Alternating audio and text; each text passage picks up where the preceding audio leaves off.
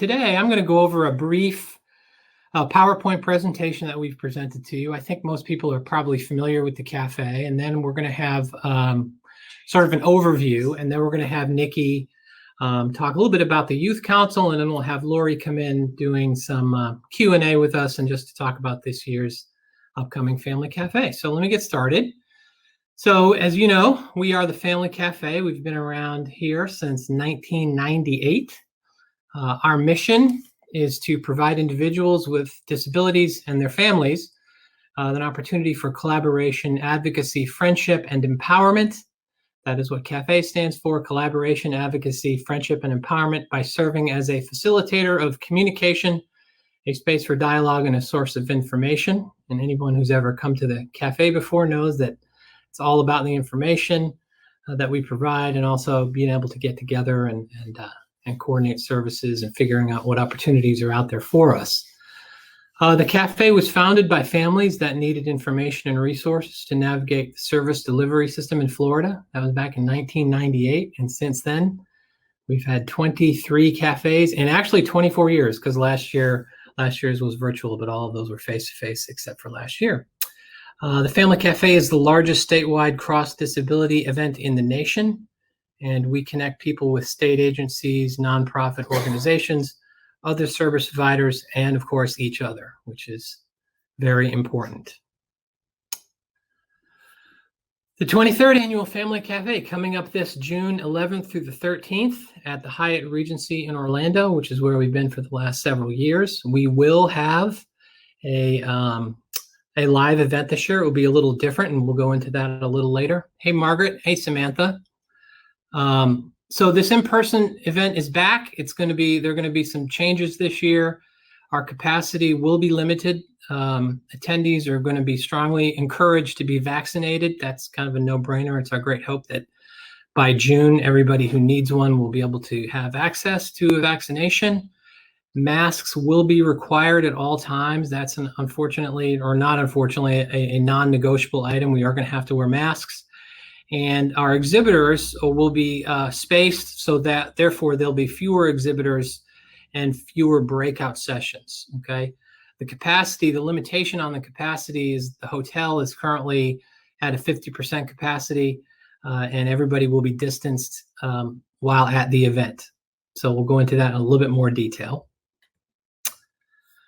So the good news, so even though we will be limited, we're looking forward to hosting an in-person event along with virtual attendance options. So for attendees, you can either participate with us live at the hotel, and anything that we do or say at the hotel will be live streamed. So you will be able to see it, especially in the main room where the Governor Summit will take place. That will be a live feed, 8 hours a day for 3 days. So we're excited about that. Multiple sessions will be streamed live via Facebook, including the keynote and the Governor's Summit on Disabilities, which I just mentioned. All in-person breakout sessions will be recorded for future release on Facebook and YouTube. And the presenters that can't attend in person will share their videos, presentations, and materials for future release as well. So we will have a live stream that's taking place in the main ballroom. And then the other live sessions that are taking place, we'll post those a little bit later, but everybody else will send in their video. So all of the content that you've come to know and love from the Family Cafe will be available to you as well from home. So outside of the Family Cafe, we do a few other things around here in terms of advocacy and advocating for people with disabilities. We produce the CAN newsletter, a fairly regular basis, at least quarterly. Which has got a lot of good content on what's going on here in Tallahassee. We also host our Let's Talk Legislative conference calls at 4 o'clock every Friday during session, except this Friday because it's Good Friday and everybody will be closed down that day. But we host a conference call. We're going to be moving to actually a Zoom model on that, so we'll be able to hear each other a little bit better.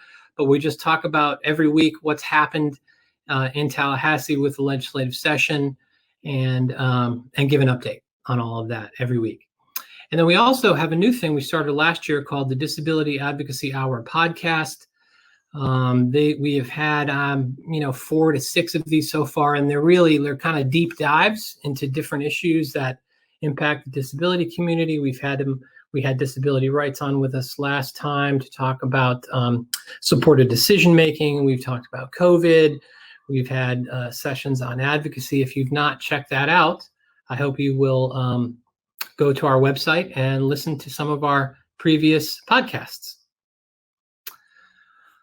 So also another program that we do here is called the Family Run Organization Movement, or FROM. And this is a program that really started sort of generically at the cafe, where people who are in family run organizations wanted to be able to support each other throughout the year. And those are the kinds of things that they do while at the cafe, and they wanted to keep doing it all year long. So our mission here at FROM is to engage, support, empower, and advocate for family, youth, and peer-run organizations. The purpose of FROM is to assist family, youth, and peer-run organizations to fulfill their missions, achieve sustainability, and contribute to the solidarity of our statewide family-run voice. We have hosted several. We actually started doing regional workshops just prior to COVID, and then when COVID came in, we had to switch these to webinar formats, but we're looking forward to getting back to kind of getting out there and kind of coming into the communities and listening to what family-run organizations need. And just in terms of a little, just some information on that, family-run organization is any organization that is populated on its board by either family members or individuals with disabilities. So if you're on a board and part of that board makeup are people with disabilities, you are part of a family-run organization. And everybody has different challenges and things that they need to work on. And we try to provide that one thing that people need help with. We actually just finished one of our webinars last week. We did it with a person named Gigi Diaz, who was fantastic. And we had it on social media and how to get the most out of social media. So that's always a challenge. And we've had them on other subjects like sustainability and fundraising. And we really want to hear from you. So, the issues that you guys need assistance with, or maybe some training in, let us know, and we'll be happy to provide either webinar or regional workshops. That is FROM. So we also have the youth leadership. I'm going to let Nikki talk a little bit about this in just a second. The Florida Youth Council is a big part of what we do here at the Family Cafe. And obviously, it's a group of young and emerging leaders, ages 15 to 30, with disabilities or special healthcare needs that live in Florida. And they are a program of the cafe. And FYC is all about getting youth and emerging leaders involved in self-advocacy, peer mentoring, and other activities that will improve the quality of life for youth and emerging leaders with disabilities in Florida. And Nikki, I'm going to get right to Nikki in just a second to give us a little bit more information on that and kind of what we're working on these days. And then lastly, but certainly not least, we are, with assistive technology, we're a regional demonstration center for FAST, the Florida Alliance for Assistive Services and Technology. For those of you who have not met our friend Jesse Hansen, he's here in the office, and we have our regional demonstration center, and the focus of which is to provide greater access, knowledge, and training as it relates to assistive technology for those residing in the Northwest region of Florida. And then lastly, just here's how to contact us. Obviously, we're online. We have our Facebook page, Twitter, Instagram, all of that. It's a way that we can keep up with everybody, and keep an eye out, especially for the Facebook page, because during the cafe this year, obviously, we will broadcast it live out on Facebook like we did last year for those who cannot attend. I see some other people are joining. Hey, Eddie, Danielle, good to see everybody. All right, I'm going to let Nikki talk for just a second. And obviously, guys, if you have any questions, that's a little just summary on the cafe. I figure that most of the folks watching this kind of know about the cafe, and we're going to get into a little bit more detail about how this year is going to look. But before we do that, I'm going to introduce Nikki to talk to you about the Florida Youth Council. Hi, everybody. I'm Nikki Germain, and I work here at the Family Cafe, as you gather. So the Florida Youth Council is individuals from 15 to 30. They also, as Joe told you, he's told you a lot of what I was going to say, but they also throw the Florida Youth Summit. And that happens at the Orlando Mullen Hotel. That happens it normally happens in the first weekend of August, but this year it's happening from July 30th, 31st to August 1st. And we We throw this, well, they throw this event for about 200 to 250 individuals from 15 to 30 with disabilities. It goes on for 2 days. They have keynotes that come and speak at this. They also have breakout sessions. It's sort of like a mini cafe, but it's done youth style. We also have a dance that happens Saturday night, which all of the youth, they love it. We give door prizes away just like at cafe. A lot of our attendees that come, they have a wide variety of disabilities. A lot of them come out of their shells when they're at this event. I've had a lot of parents come and ask me how they could get their child on the Florida Youth Council, and how you could do that is you can go to the Florida Youth Council website, and on that website, there is a page that, okay, so on the website, you click on, I think it's how to join the youth council. Click on that, and that will take you to the page where the application is. You click on the application, fill it out, have the individual send it in to me. And then what I do is I give it to my members, my lead members, and they do a call interview. They do 2 call interviews, and then they vote on whether or not the individual gets into the youth council, which we need more youth council members. So if you guys know of any youth out there that are looking to get into something that's good and they have like a disability, this would be a great thing for them to be in. All of my youth council members that are on this, some of them, before they got on this, they wouldn't go and socialize with anybody. They didn't like to interact or anything like that. And now they get out there in their communities, they interact with people, they've come out of their shells. It's a really great program for youth with disabilities. I love being a part of it. It's changed my life in so many ways. I myself have a disability, so I can connect with the youth that I work with every day, and I thoroughly enjoy it. So if you have any questions. Hey, let me. Oh, and we also produce a noodle. So our noodle is our news. We do a newsletter. It's called the Noodle. And what we do is each month, one of the members picks out a topic, and they write on it. And sometimes it's on disability topics. Sometimes it's on something that, you know, like they just wrote on Dr. Seuss for his birthday last month. It's a really great newsletter. I suggest you guys look into it. It's on our website. We also put it on our Facebook, and it's also on our Twitter. So you can find it in 3 different ways or 4 different ways. So yeah, look into it. It's great. Nikki, talk a little bit about the ages for somebody to be in the. So the age range is from 15 to 30. We don't take anybody under 15, and we don't take anybody over the age of 30. Right. Any other questions? I think just maybe talk one more thing is we also have a youth summit, a youth. That's what I was just talking about. Yeah. Well, Beyond the Cafe, which these guys are, play a very large role in helping us put on the cafe. Yes, they work the cafe. Yeah. So they also do 5 breakout sessions for the family cafe. They do the hallway monitoring. They also have they sit at the doors for the ballroom where the keynote happens, and they pass out the tickets or the books or whatever may need to be passed out at the time. They interact with everybody. They do a lot. They have their own booth that they take care of. So if you want to meet any of them, a lot of times you can catch them at their booth, or you can meet them as you're going into the ballroom. Or if you're under the age of 30 or you're 30 and under, whichever, you can join one of their sessions, which are really good. Thank you. Thanks, guys. Malcolm loves the newsletter. Thank you, Malcolm. Good job on that. What will the attendance look like for the Family Cafe this year? Let me get into that in just a second, but we've got great response so far. We're very excited about that. So guys, we're going to have Lori come in here for a minute to talk any questions about this coming cafe. And Eddie, yes, the Family Cafe, we are part of the Advocacy Summit. We are part of the Advocacy Summit this year. We're very proud to be working with the DD Council and helping put that together. So we will be a part of that. I know that you will too. So I'm excited about that.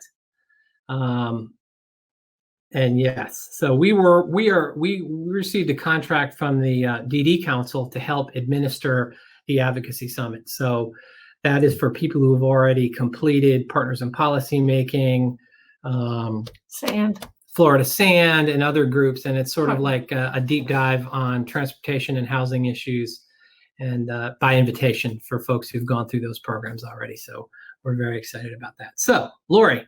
Hi, welcome. I just stopped by. I've got my Family Cafe mask on, and I wanted to thank you all for the opportunity and encourage you all to stay healthy, get your shots, and hopefully we'll see each other at the upcoming 23rd Annual Family Cafe. I know Joe told you it's going to be limited in the amount of attendees, and we're doing it this year, so next year we can go back to our normal presentation. Guys, I have to tell you, there won't be any entertainment this year. There won't be options for people to showcase as much as what they are doing and performance-wise, or to have as many breakout sessions that are going to be live this year. But I am going to tell you that whether you're at home on the couch or you're in Orlando, you'll have the same opportunities that everybody has to participate and watch the different sessions at the Family Cafe. They will be available to you. So don't think you're going to miss anything. You really won't. In fact, if you are chosen or attend the Family Cafe itself live, you will have to wear your mask the whole entire time. You will have to worry about social distancing, hand washing, everything else like that. And the hotel, considering we're going into their house, has their rules that we're all going to have to follow. We're a little nervous about what this is going to look like this year, but each session will be captioned and have American Sign Language interpreters available, even the ones that will be online afterwards. So, hey, can I throw this one thing in? Yeah, I just want you all to be patient with us. And we're going to let you all know more of the details. You're going to get a canned newsletter that's coming out today or tomorrow. It'll be sent online to everybody who's ever registered. Read it. It goes a little bit more detail than we have here. So I encourage you all to read it so you'll know what is going on. Yeah, and let me just say, so Lori alluded to this a little bit. So it's not going to be some of the frills that we've all enjoyed, especially our younger participants love so much. Unfortunately, those kind of interactive things we're not going to be able to do. But we are still going to have 70 breakout sessions. And instead of doing that, however, in literally like hundreds of small rooms, we're going to be doing it in 7 different rooms. The entire cafe this year will be conducted in the main ballroom and then the 2 other ballrooms that'll be partitioned, and we'll have one presentation after another. And so the reason for that is that the rooms are large enough that people can be distanced in them and be wearing their masks, and will be as safe as humanly possible. And one of the things, Joe, I'm going to tell you is that folks said, hey, this is great material, but the presentations, the camera look wasn't that good. So this year we have the opportunity for those presentations that will be in Orlando. They will have a better camera and a camera crew. So when we put it up online, you don't usually see just this of everyone doing it off their computer, because we know how hard it is to get that information out to you. So it'll be a more polished fashion and manner. So, and somewhat, Malcolm, when will we know if we got the hotel room for this year? Around April 15th. It usually comes out around tax time. So we try to give people a little bit of good news instead of bad news. So mid to end of April, you will know. Hope that works for you, Malcolm. And if anybody else has any questions that they want to shoot in the chat now, that'd be great. Yeah. And by the way, we still have the Governor Summit. We're going to have a couple of keynote speakers, some very good keynote speakers that we're excited about. We haven't quite finalized all of that yet, but we're looking forward to that. And then really the good news is that there'll be a little less walking this year for people, right? Yes. Because the rooms are right next to each other. So, and by the way, understand this, we have to plan this like it was happening today. It's our great hope that maybe in June, things will be loosened up a little bit, but we just don't know that. And so we can't assume anything. And so get your shots if you're able to get your shots. And remember, if you don't have a mask, if you say, I'm sorry, my little son won't wear a mask, this won't be the year for him then. And we'll have to let you know that if you have problems wearing a mask, I am so sorry, but you'll have the same opportunities to view, whether you're in a chair or whether you're in front of your computer at home with your child next to you on the couch or something. So Aaron has a question. When will we know if we got approved for a vendor position? April. Yeah. Will there still be exhibitors room for the people to visit? Yes, there's still going to be an exhibitor room.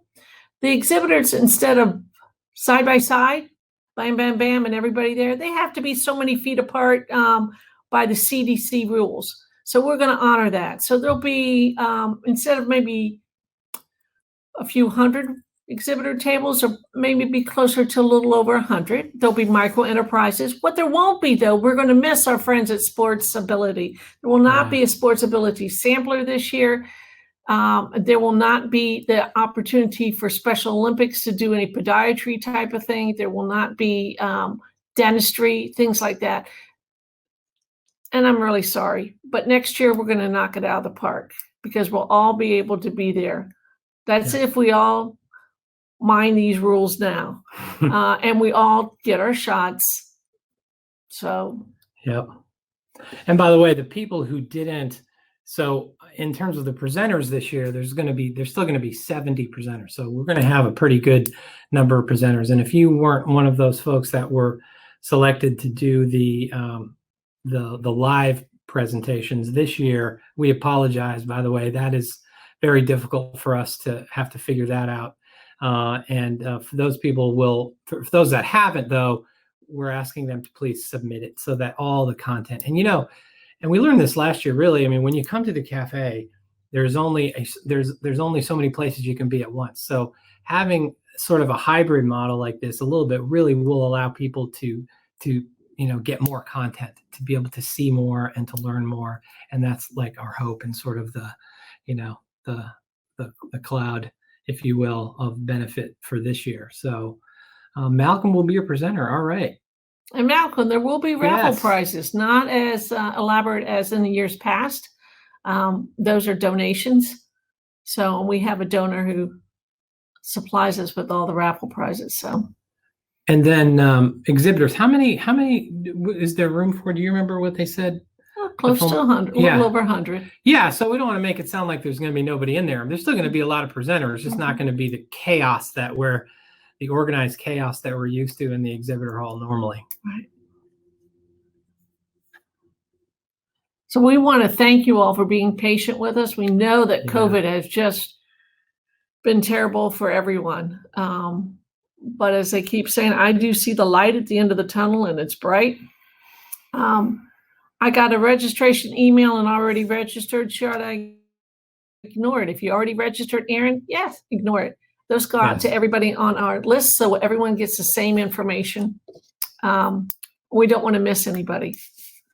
So, and Danielle, we're looking forward to this year also. And I'm personally looking forward to next year. Getting back. Yeah. Because I want to get back and stand there in line and hug everybody and tell them how much we appreciate that they're all there. That's right. One of the reasons, yeah, right, aren't we all? One of the reasons that we're able to do even what we're doing this year is because we believe that people who need the vaccination will have access to it. We'll be able to do that by June. And so we're really suggesting strongly that if you can get it, if you're medically able to get the vaccination, that you do get it. And that way you're as safe as possible. Everybody just kind of has to make a decision based on what's best for their family this year. But vaccines or not, you will have to have a mask on. Yeah.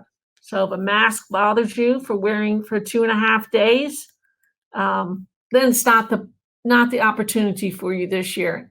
You won't miss anything. Again, it will all be online. But if you're attending in person, mask on for everyone. Even if you have the shot, mask. Yeah. Okay. If your loved one cannot wear a mask, it's not the year for you this year then. And I'm sorry, it breaks my heart. But the hotel will have a few masks and they will also have some shields. I do not have any shields, but I have some masks that we hope everyone will have on, and we'll have them in our pockets in order to give out. So let's see. So we're just got a couple more minutes here. Does anybody have any other questions about the cafe or what we do here at the Family Cafe?